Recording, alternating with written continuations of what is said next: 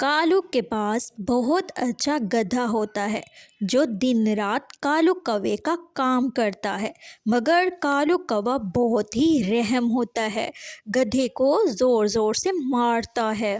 چل میرے گدھے، جلدی چل، جلدی سے چل، مجھے جلدی گھر جانا ہے۔ کالو کوا گدھے کو پیچھے سے زور زور سے لاٹھی مارنے لگتا ہے۔ مالک، کبھی تو مجھ سے پیار سے بات کر لیا کرو، ہر وقت مجھے مارتے رہتے ہو۔ مالک، میں بہت تنگ آ گیا ہوں۔ تمہاری آج کل بہت زبان چڑھنے لگتی ہے نا، یہی زبان کاٹ کے رکھ دوں گا۔ کالو کوا اور اس کا گدھا دونوں ساتھ میں چلتے رہتے ہیں اور آخرکار کالو کوا اپنے گھر آ جاتا ہے۔ کالو کوا گدھے کے اوپر سے لکڑیاں اتار لیتا ہے اور گدھے کی رسی کھول دیتا ہے۔ چلو چلو نکلو، اب جاؤ یہاں سے، کسی پنچھی کی کھیت سے جا کر اپنا پیٹ بھراؤ۔ مالک، کہاں جاؤں میں؟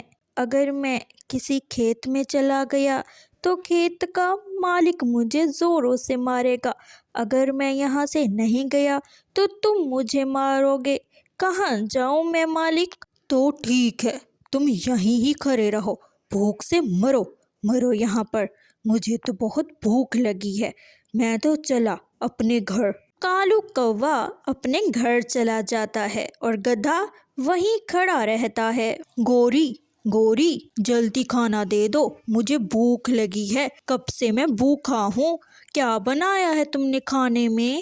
ہاں ہاں، بنا رہی ہوں میں کھانا، صبر کر لو، جب بھی گھر آتے ہو ایسے ہی منہ پھاڑ پھاڑ کر میرے کان کھا جاتے ہو۔ گوری، میں نے تو کھانا ہی مانگا ہے، کان کب سے کھانے لگا؟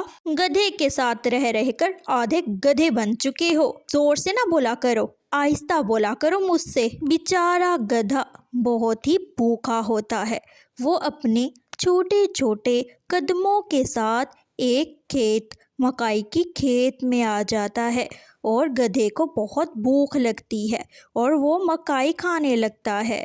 دوسری طرف بیٹھا کبوتر یہ سب دیکھ رہا ہوتا ہے۔ جیسے ہی وہ گدھے کو دیکھتا ہے، بھاگا بھاگا مٹھو طوطے کے پاس جاتا ہے۔ مٹھو مٹھو، کہاں ہو مٹھو؟ میں نے تمہیں بات بتانی ہے، جلدی سے گھر کے باہر آؤ۔ مٹھو طوطا گھر کے باہر آتا ہے۔ کیا ہوا کبوتر، تم پریشان لگ رہے ہو؟ مٹھو، میں ابھی تمہاری کھیت سے ہی آ رہا ہوں، ابھی میں نے تمہاری کھیت میں دیکھا، وہ کالو کوے کا گدھا ہے نا، وہ تمہاری کھیت سے مکئی کھا رہا تھا، جیسے ہی میں نے دیکھا تمہارے پاس بھاگا چلا آیا۔ کیا میں نہیں چھوڑاؤں گا اس گدھے کو، اگلے دن بھی میری مکئی کھا رہا تھا، میں جاتا ہوں۔ مٹھو طوطا اپنے ساتھ بڑی ساری لاٹھی لے کر اپنے کھیت کی طرف چل پڑتا ہے۔ گدھا بڑے آرام سے مکئی کھا رہا ہوتا ہے اور مٹھو طوطا اس کے پیچھے سے جا کر زور سے اسے لاٹھی مارنے لگتا ہے۔ کیوں مارا ہے مجھے؟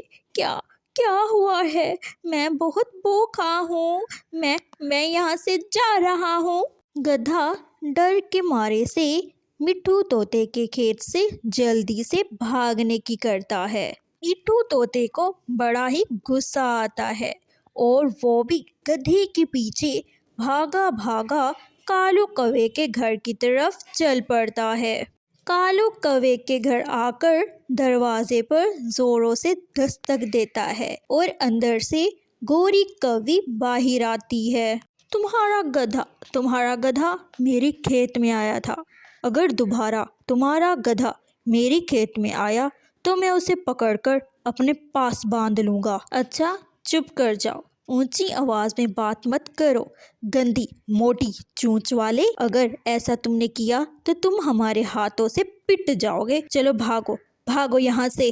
تمہیں اپنے گدھے سے اتنا ہی پیار ہے تو تمہیں اسے پکڑ کر باندھ کر اسے چارہ بھی کھلا دیا کرو، نہ کہ اسے چھوڑ دیا کرو۔ مٹھو طوطا غصے میں یہ کہہ کر وہاں سے چلا جاتا ہے۔ روزانہ کی طرح کالو کوا اگلی صبح بھی گدھے کے اوپر سبزی لاد کر خود اس کے اوپر بیٹھ کر دوسرے جنگل جا رہا ہوتا ہے اور کالو کوے کے گدھے کو بہت زیادہ بھوک لگی ہوتی ہے۔